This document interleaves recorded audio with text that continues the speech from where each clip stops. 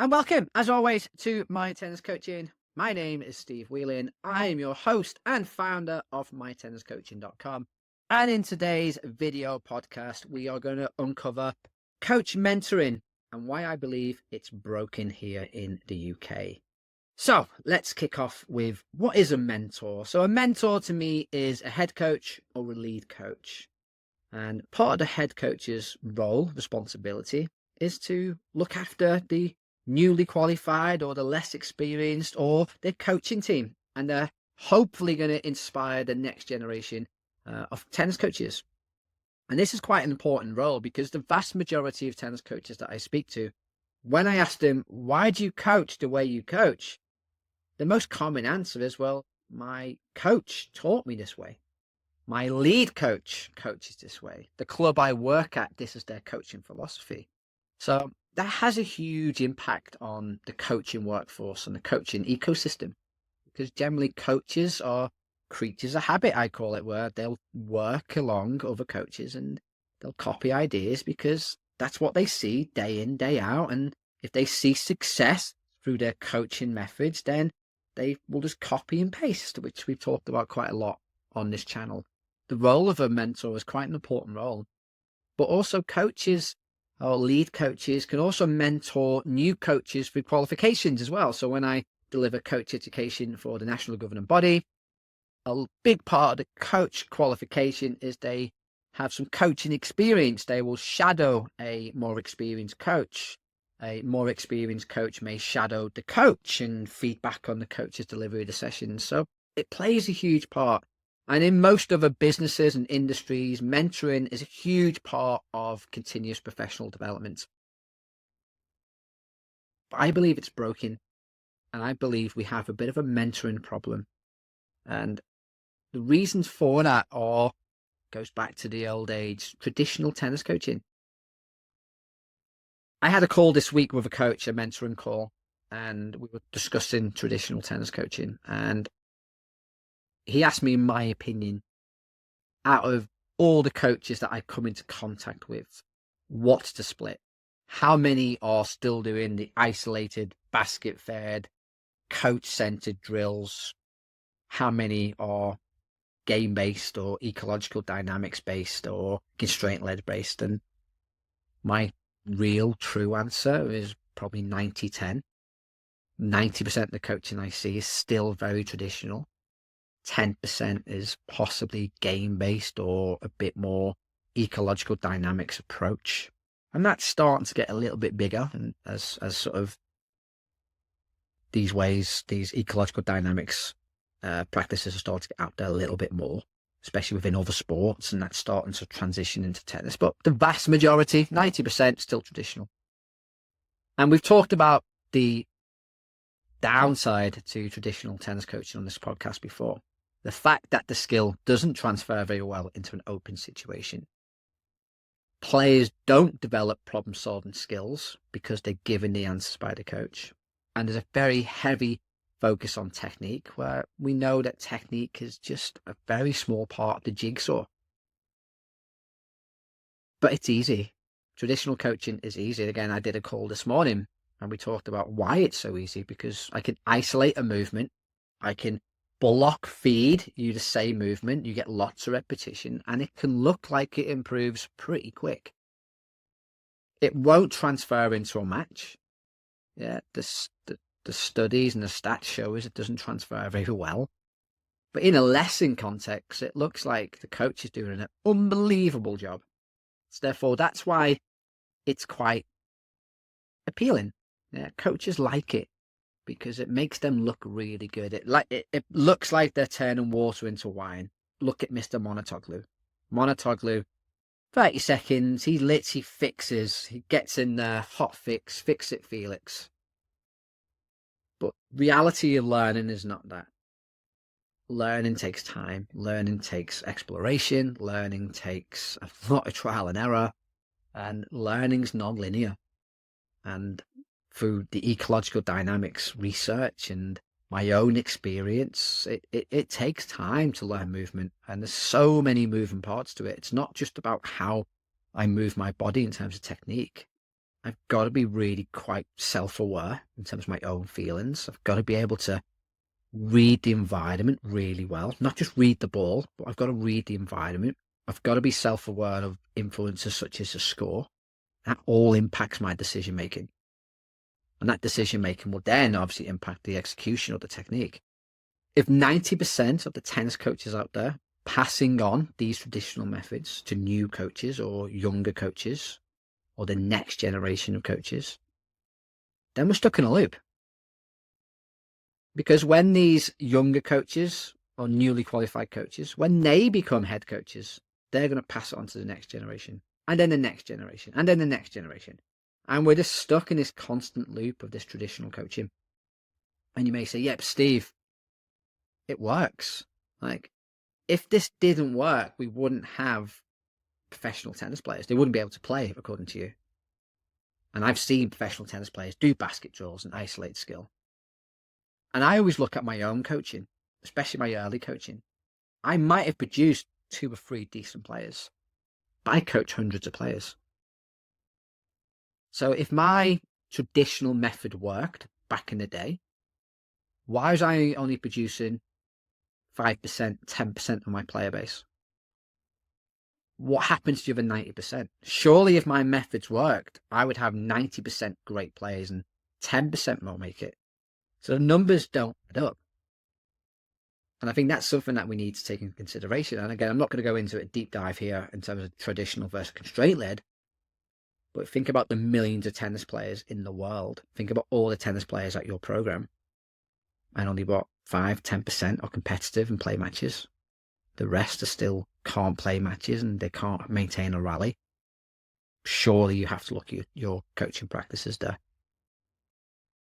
But I want to talk about the mentoring impact. So we've already discussed that this gets passed on now for generations to generations to generations.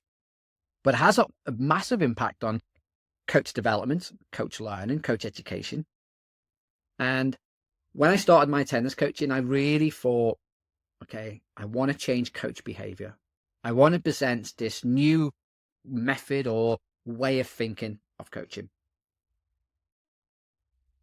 And I've presented it now to millions of people in terms of views and stuff. And I get lots of great positive feedback. And a lot of coaches are embracing this way of thinking, which is amazing. And I feel really lucky to play just a little part in that. However, it doesn't really stick. Because a lot of these coaches, and the biggest barrier that I get put forward to me when I do my mentoring sessions, Steve, I've tried to do the constraint-led approach, but my head coach has told me to stop. My head coach has told me that it's not technical enough. My head coach has told me it goes against the values or the methodology of our club. So I can't do it. Really sorry. I love it. I think it's great, but I just feel under so much pressure that I can't do it. Or parents, happened to me recently. Okay, well, you need to stop doing this. You need to do a bit more technical work. You've got to work on the serve and the backhand. That's what the player needs to do. So there's a peer pressure there for me to resort back to the traditional coaching. Parent wants me to basket feed the backhand because they believe that's how the player learns, even though it's not how they learn. There we go. But there's a peer pressure there. And that has a huge impact because so coaches may love the idea of ecological dynamics and the constraint-led approach, and they want to try and explore it. And it's quite an in-depth and sometimes complicated methodology. And it, as a coach, you've got to make loads of mistakes. And like, I'm what, almost 2.5, maybe 3 years now into this journey, and I'm still learning. I'm still learning new terminology. I'm still learning new things about it. Like, that's what's great about it. Like, it's really interesting because I'm learning as I'm going through it as well. But coaches aren't given that space because head coaches are, I've never done it that way. I've coached this way for 23 years. I've produced X, Y, and Z. What a load of nonsense. And a coach once said to me, oh, it's just a fad. You're just trying to sound different on Instagram. You're just trying to stand out from the crowd. You're trying to be controversial. I get you. You're just trying to hook people and get more views and follows. I'm like, well, it's not like I make money from views and follows. the reason why I present it, because I think it's a great way of looking at coaching differently. And that's the whole idea of this network and my social media platforms and these videos. I'm not telling you how to coach. I'm trying to give you a different way of thinking. And if I get coaches around the world to think a little bit differently and try out some of these new methods, then I'm really happy. Like, I'm not looking to make money out of this whatsoever. If I do, then absolute bonus, and helps pay for a lot of the kit I've got to invest in. Coaches aren't given that opportunity. And I've had it myself where I've coached at places and coaches have said to me, "Oh, I don't believe in that. Okay, we're gonna really focus on technique now. I really want to focus on technique." And I've had some coaches go, "Okay, well, I'm half and half. Yeah, I'm not quite fully technique. I'm not fully ecological dynamics. I'm sort of in the middle." And to me, that's almost worse, because it's like oil and water. You can't mix the two approaches. And I've tried to mix the two approaches. It doesn't work, because you have conflicting things. I can't tell a player what to do and then all of a sudden give them autonomy. It doesn't work that way. So in the middle doesn't work. And I've had that peer pressure from parents and coaches, like I said. So that doesn't help. When coaches then go on my workshops or they join my tennis coach academy, check it out, mytenniscoaching.com, and they watch a lot of my webinars, or they download my lesson plans, or they look at my practice design downloads or my videos, and they take it back to their club and they try it out, and it doesn't work. It doesn't work. They followed the practice design to the letter, and it doesn't work. So what happens when things don't work? We just resort back to what we know. We go back to the basket drilling. And with this method of coaching, where it is non-linear, it is messy, it's chaotic. There's a period of learning which might take half an hour. It may take 3 or 4 weeks. There's a period of just where it just doesn't look like things are clicking into place, and coaches panic and they just go back to the basket drilling, and they resort back. So the behavior changes. And I see it a lot when coaches join the academy, or coaches come to a workshop of mine, and I follow them on Instagram, and I watch them embrace some of the stuff that we did or we've covered in a webinar. And then a few weeks later, they're back to the basket feeding. Because again, it's very difficult to change behavior unless you live it day to day and you give it time to change. And it's making those small changes. And I'm a big believer now of, okay, I'm not going to change a player in a single lesson at all. I'm not going to see a massive impact in one lesson, but that's okay, because hopefully this plays with me for 3 or 4 years. And that's what I'm looking at. I'm looking at that slow learning process. And it's not linear. And I say this to parents all the time. You may have a period of unbelievable growth, and then you might have an absolute drop where we're not improving. But then it may plateau out, and that's fine, because the player is growing and changing and evolving. So therefore the tennis is going to do the same. I don't buy into this whole thing of, okay, I'm going to be 1% better every single day, because sometimes you won't improve. It'll just be 0. Sometimes you may regress and go backwards, and that's the way the learning's done. There's enough memes on Instagram about journey, and it's like a zigzag all over the place. That's true. Learning's the same. It's not always a constant improvement and going up and up and up and up.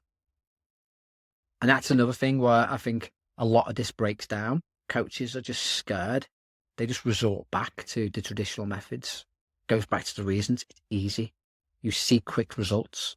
It's easy to jump in and hot fix. It's more difficult to actually embrace this methodology. But when coaches come on workshops or qualifications and we talk about some of these elements of ecological dynamics, and they go back to their clubs, and I've heard this direct from learners: "Oh, my coach said that's rubbish, and they're not going to help me with it." So you've got a coach doing a qualification who has to show certain competencies, whether or not you agree with them or not. They have to show it, like a driving test. They've got to show certain competencies. I'm going to do a video on this in a few weeks. But then their mentor saying, "Well, that's rubbish. I'm not going to help you with that." what good's that for the coach? And then the knock-on effect is the coach qualifies and they've got some great knowledge and they've got maybe a new way of thinking, a new way of learning. And they go back to the club and they just resort back to the traditional coaching because the head coach said it's rubbish and they want to please the head coach, want to keep a job. So no matter what we do in coach development, coach education, no matter what we put out there, it's not going to change behavior because these coaches are going to go back to their club and they're going to go back to the old traditions. And that's where I think if you are a lead coach or a head coach and you may not believe in this method at all, you may think it's a load of rubbish, you may think it's a load of baloney, and that's your choice. At the end of the day, we all have a choice to coach the way we want. But if a coach does come and they want to explore different ways of coaching, you have to let them. It's a bit like when a player comes to you and they want to explore something. You should let them. That's being player-centered. We have to check the ego at the door and this opinion of, I'm the lead coach, I know what's right and what's wrong. You've only got an opinion how to coach. I've only got an opinion how to coach. And that's why a lot of coaches who I may work with, they can coach any way they want. At the end of the day, they do the best of what they've got with their knowledge, their skills, and their experience. And I've got my knowledge and my skills and experience, and I try and do the best I do. And that's why I'm always quite careful now. Like, I don't want to come across like I'm preaching, like this is the way to coach. This is the way I choose to coach. And I can back that up quite well with reasons why. And I'll use science and I'll use sort of research and I'll use common sense. Tennis is an open dynamic game. Therefore, it kind of makes sense to coach it in an open and dynamic way. I'm not going to teach it in isolation because we don't play tennis that way. To me, that's just common sense, but some coaches don't see past that. Some coaches don't see past that. I need repetition. I need to isolate it. I've got to explicitly tell the player because otherwise they don't learn. Again, coach recently said to me, I don't believe skill will develop in a game. Their opinion. And then I think if you look at humans, we adapt all the time and we're learning new skills all the time. Even as we get older, our body adapts to our physical development, our psychological development. But I think if you are a mentor, this is just a request on my behalf. If you believe, if you've got a growth mindset and an open mind, allow coaches to explore, allow coaches to try and improve and better themselves by looking at different methods. Because tennis is changing, science is changing, society, people are changing. And if we're still using methods that we were using in 1930, then we've got huge issues. Tennis is not going to evolve and change, and we're going to end up, and it's very quickly becoming this way where tennis is becoming coaching. Players just go to tennis to be coached. Players don't, well, people don't play tennis. They don't play matches.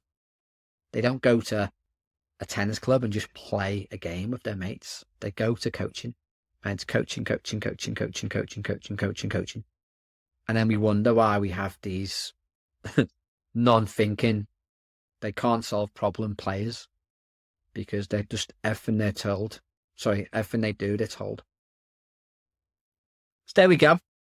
Hope you found this interesting. As always, please leave down in the comments any thoughts, questions, challenges.